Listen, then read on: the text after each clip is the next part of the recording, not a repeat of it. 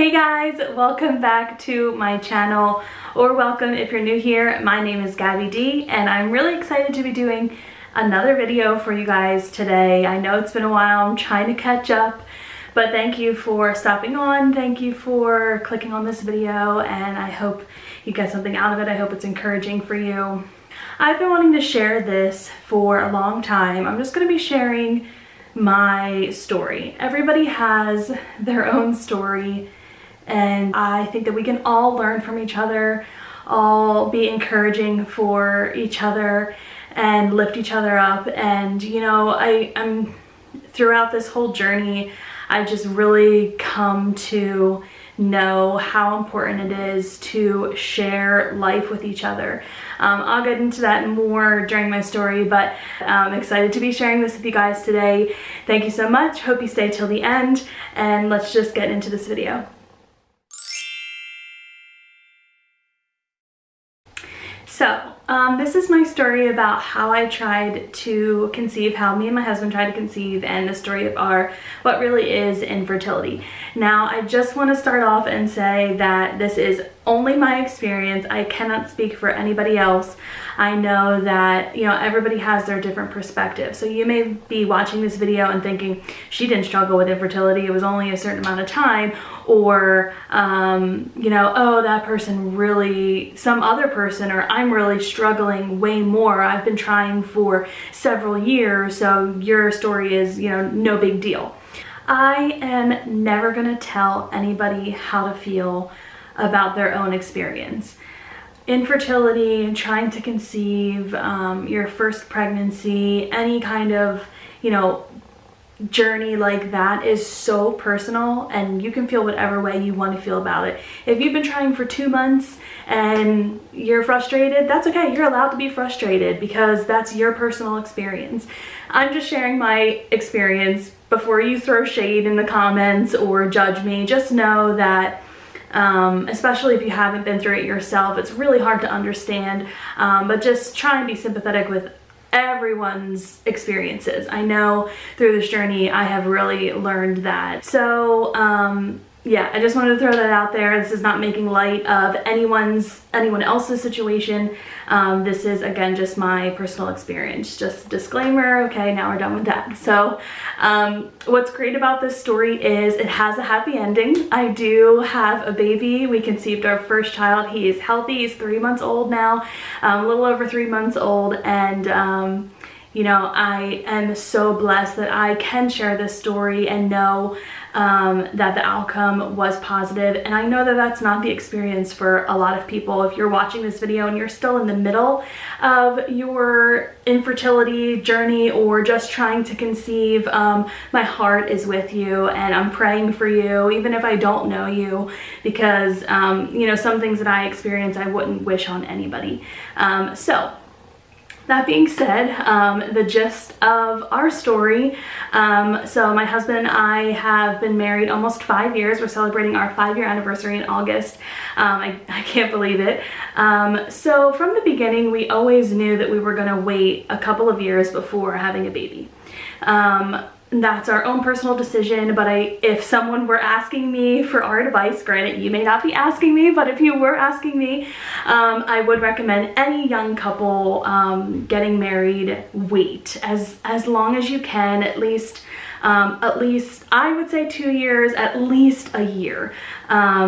But 2 years if you can, to start having a baby. The time that Mark and I had together, just us two, really bonded us, really grew us, and you know, helped us have a stronger relationship to be able to raise a baby.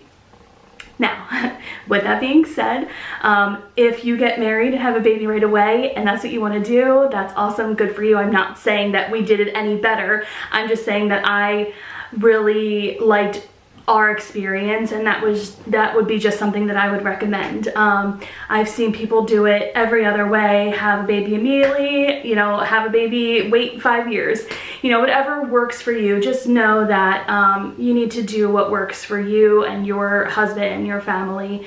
But we always knew that we were going to wait some time.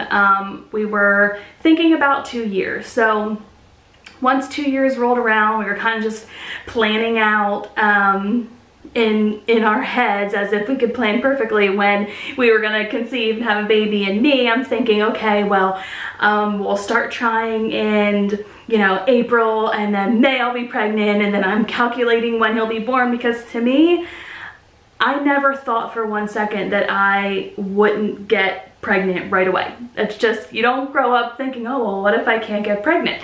And the older I got and being married and thinking about having a baby, you know, I kept seeing all these different stories and thought, oh man, that really stinks, but that won't happen to me. As soon as we start trying, I'll get pregnant. I was very naive, but just hopeful, you know. Nobody wants to think that they'll have trouble getting pregnant, and of course, everyone wants to think that they're perfect. So we were married about 2.5 years, and we decided to take a big trip. We really wanted to do something that would be much harder to, I'm not going to say you can't do once you have kids, but will be much harder to do. And we took a Europe vacation. We took 2 weeks. We did all of the cities that have been on my dream bucket list my entire life. My husband truly made my dreams come true. We went to London, Paris, Venice, Florence, and Rome. It was an incredible vacation. Definitely something that I'm so glad that we did together, and we have those memories together before we decided to grow our family. So as soon as we were done that, I got off birth control and I said, okay, let's start trying. And after that first month, that first cycle, and I wasn't pregnant, I was like, what the heck? How am I not pregnant already? Like, we tried like 1 time. This is like ridiculous. Yeah, I was really dumb. So anyway, you know, when people asked us, we've been married for a couple of years now, so we obviously got those questions, when are you guys gonna start having kids? I really wanted it to be a surprise for my family, so I told no one that we were starting to try and conceive, because I wanted it to be a surprise. And for those first few months, it was like really lonely, because, you know, at first you're like, oh, whatever, it's no big deal, like I'm sure it'll happen next month. But as the months go on, you just tend to start getting a little less hopeful, to be honest. I'm a woman of faith. I serve a big God, and I still struggle.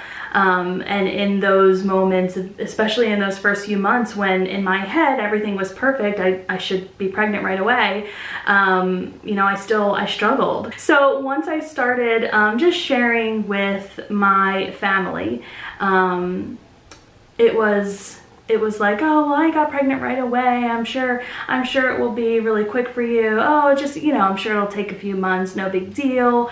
Everyone kind of played it off like it wasn't a big deal, which I think they thought was helpful, but to me it was just extra pressure that if it's not a few months, like, then people are starting to think there's something wrong with me and judging me, and you know, all these negative thoughts that go through your head. So in the beginning, it was just difficult understanding how I felt about the situation, trying to explain to my husband how I felt, trying to, you know, blow it off like it's not a big deal, but also like in the back of my mind, you know, starting to get nervous that something's wrong with me, something's wrong with my husband. Are we even going to be able? Are we going to be that story that has to go through all this extra, you know, stuff to try and have a baby, and just not something that I want, that nobody wants for their life. If they, you know, if you want to have a baby, nobody wants to have a hard time. Nobody wants to go through all those extra steps.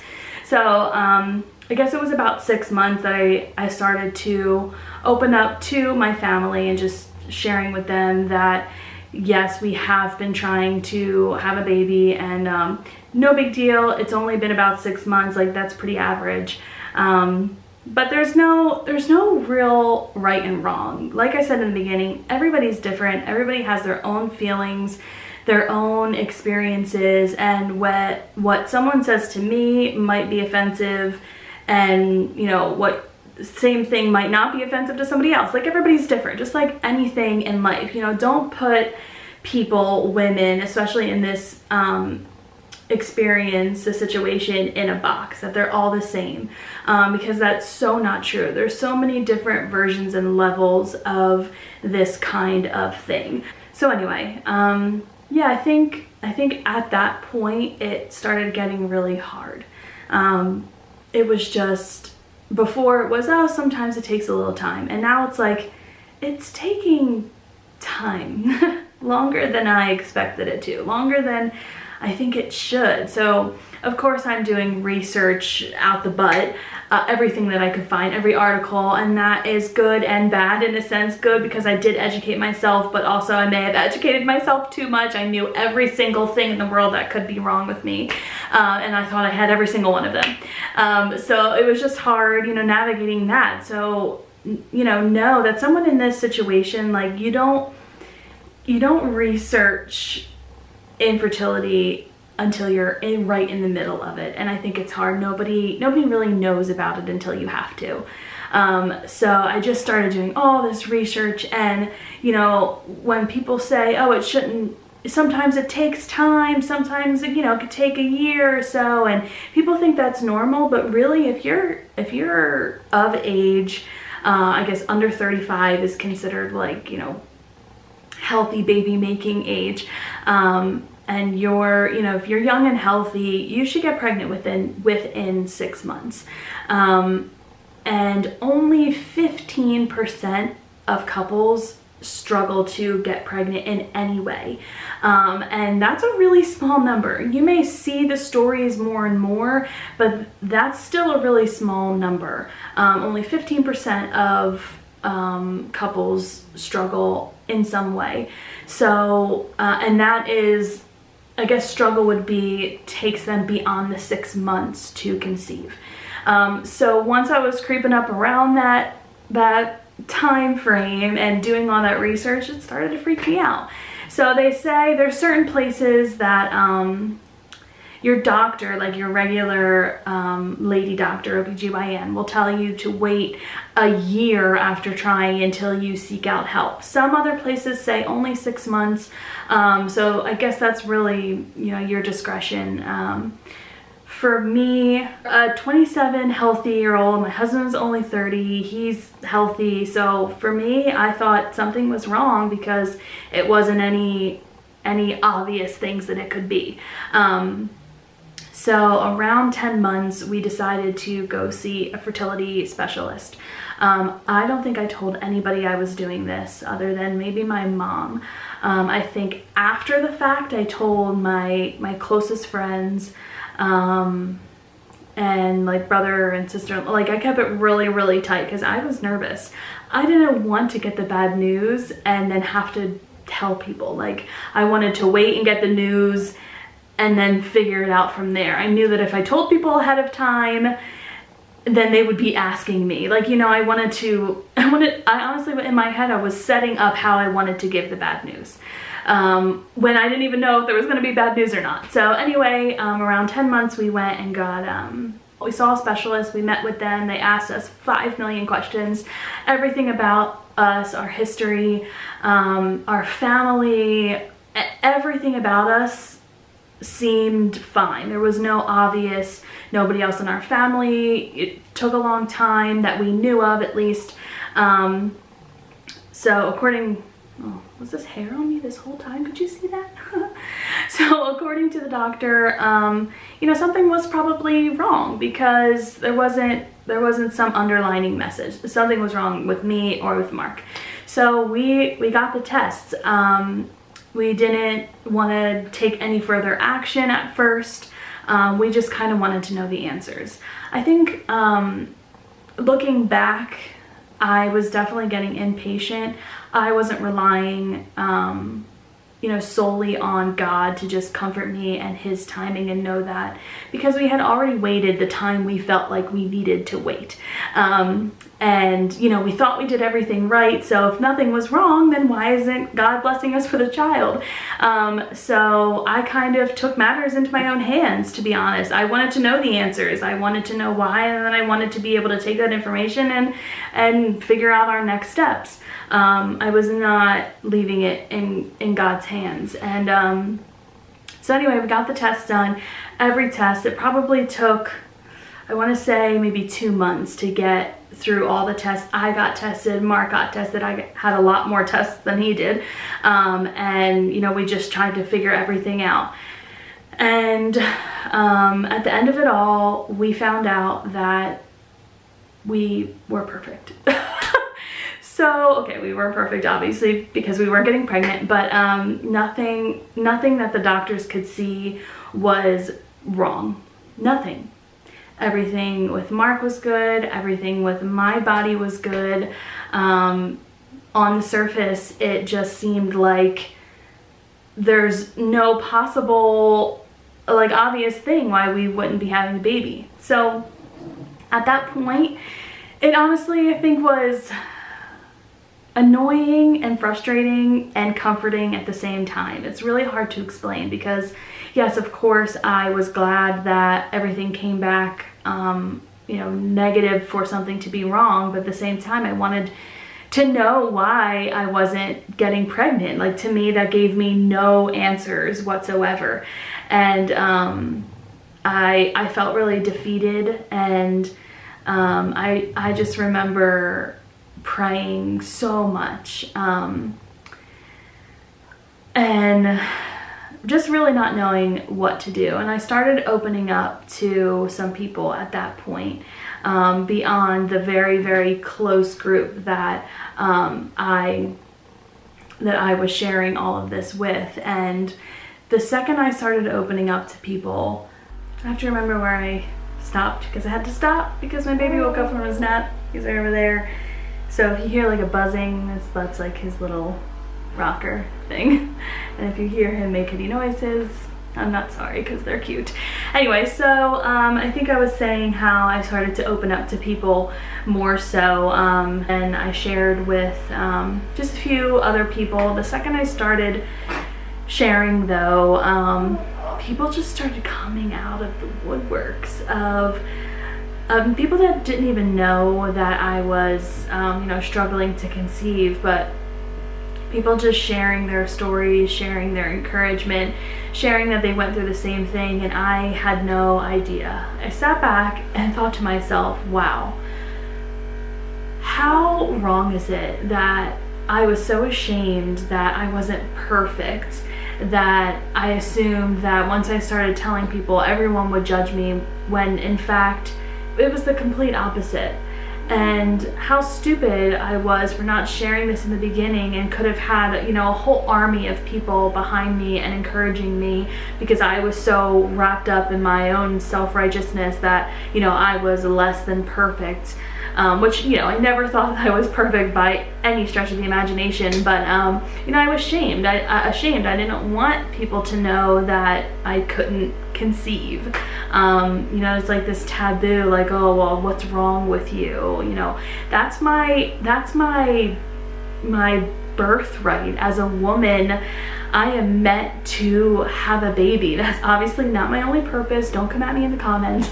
But I was created to be able to carry a child, and you know, I really wanted to do that naturally, and I just couldn't understand, you know, why it wasn't happening. And you know, it happens in so many different ways to so many other people, and I could have been encouraged by others. So now I want to be an encouragement to other people. I want to encourage you, if you're watching this and maybe you're in that beginning phase, tell somebody, share with people. There is nothing to be ashamed of, because everyone is different, every experience is different, and this is just your journey right now, and you will get through it no matter what it looks like for you. And you know, you should do it with, you know, some trusted people that can really come alongside of you and support you and encourage you. And if you are one of these people that are struggling, feel free to DM me. Like, I would love to talk more with you and maybe share some further things that encourage me that I'm not going to go through in this video.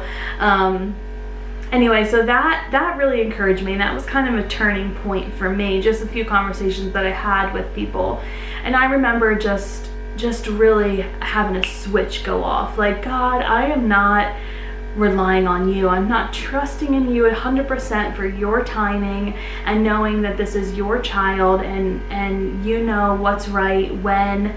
And I remember it was a beautiful day out. I went out back around our fire pit, and I just spent hours praying and doing devotions and reading and praying and reading, and I found some verses that encouraged me, and the ones that I found I wrote on a big piece of paper and I taped them to my wall in my closet that I see every day. And every single day I read those, I prayed over those, and I just believed that it was going to happen. It did not happen immediately after I did all of that, but yeah, that really helped me, really encouraged me. But at the same time, I was still fighting with myself on needing to do it my way and needing to take control. So I remember the last test that we got done at South Jersey Fertility, and it came back positive. They do like a consult after everything to kind of go over with you your options. So we had a virtual meeting, because this was actually the start of like COVID, a virtual meeting with the fertility specialist, and he gave us our options. The first thing was taking Clomid, which, if you don't know what that is, I'm not really going to go into it, but it's something to help you ovulate. But it was expensive. It wasn't anywhere near IVF, but it was expensive. And honestly, I didn't want to take that step yet. I fought it because I was like, well, you know, let's just do it. I just want to have a baby. There was days where I wanted to do that, and there was days where I was like, no, I don't want any further interference yet, any further help that's not, you know, totally natural. So I fought in between that for a while, and I prayed about it, and I shared it with some other people, and they all kind of gave, you know, good encouragement. But I remember I was pretty much, after I guess another month or so, I was just about there. It had been over a year. I think it was 15 months at this point that we had been trying, and to me it just felt like an eternity.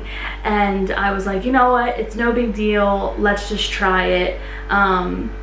We'll just pay for this first session and, you know, see what happens. I'm sure, because nothing's wrong with me, I'm sure that this extra little help will do it immediately. But there was such a check in me and in my spirit, and God just reminding me my timing.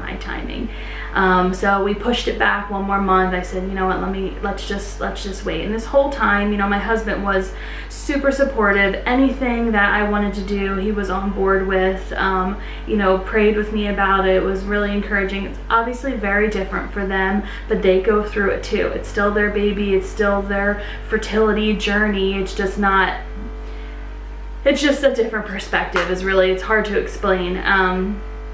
Anyway, so at that point I said, let's just try one more month, and then we'll start taking more scientific measures, I guess. And that was the month that we conceived.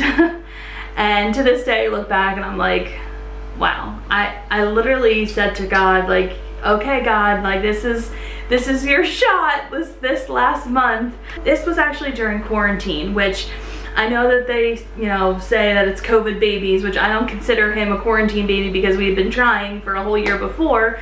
But the fact that neither one of us were really working, like, I had lost my job and he was working from home. It was a lot less stressful. We didn't have anywhere to go. We just were home relaxing, kind of had to let everything go. And I think the stress that just flew off in that moment really actually helped us conceive. So that is another recommendation that I give people. Like, stress has so much to do with your fertility. I am 100% believer in that. It has to do with a lot of your body, just a lot. Stress can really affect your body, and that goes into fertility too. So if you're real stressful and you're trying to conceive and maybe you're too busy or you're in a job that you hate, I would really take a closer look at that. That could be something that is stopping you. So anyway, we ended up conceiving that month. It was May of 2020, right in the heart of the pandemic, and obviously we were thrilled. We were over the moon. We were so happy. I was confused that it happened because, you know, nothing had changed. We didn't do anything different, but I was just happy. You know, my pregnancy did not go the way that I had planned my first baby to go. One, obviously the whole conception part, but two, it being in COVID time, pandemic, the doctor's appointments were different and I had to wear a mask, and Mark could not be at any of them. So that was really hard. You know, I had to tell people over Zoom, and even when I was able to tell people in person, it was through a mask, and they couldn't hug me and really celebrate with me like I wanted them to.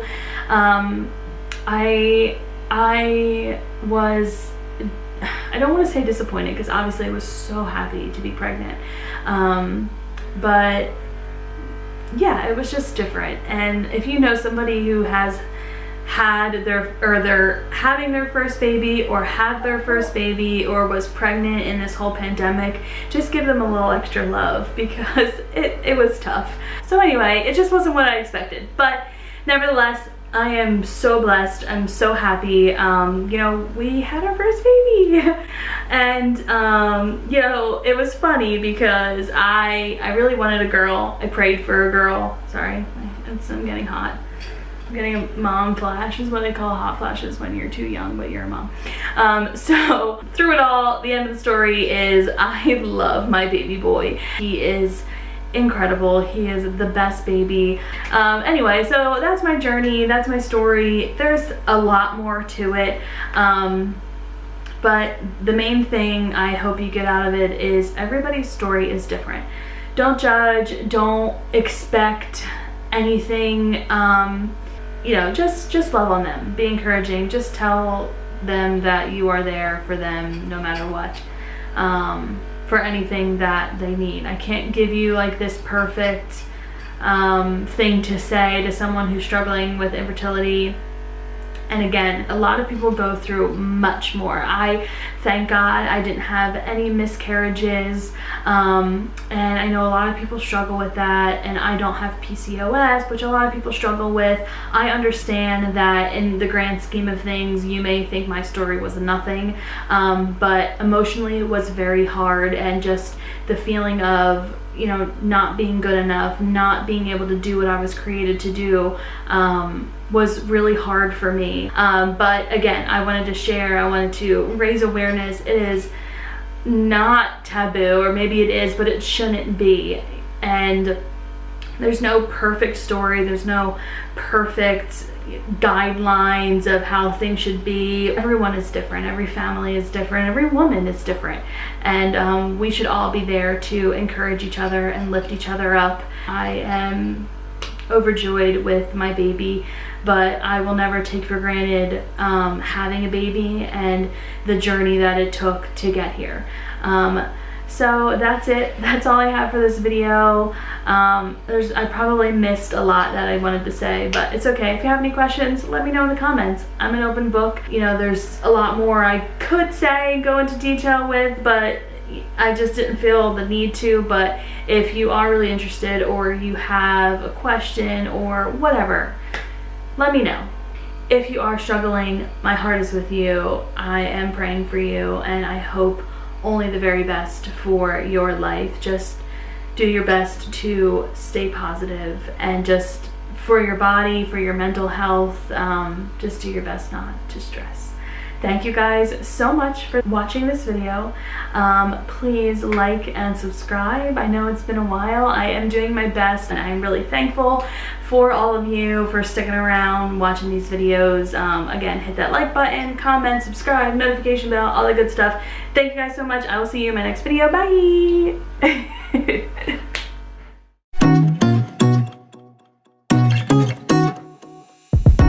Hello, my name is Charlie. I love you, YouTube. Hi, woohoo.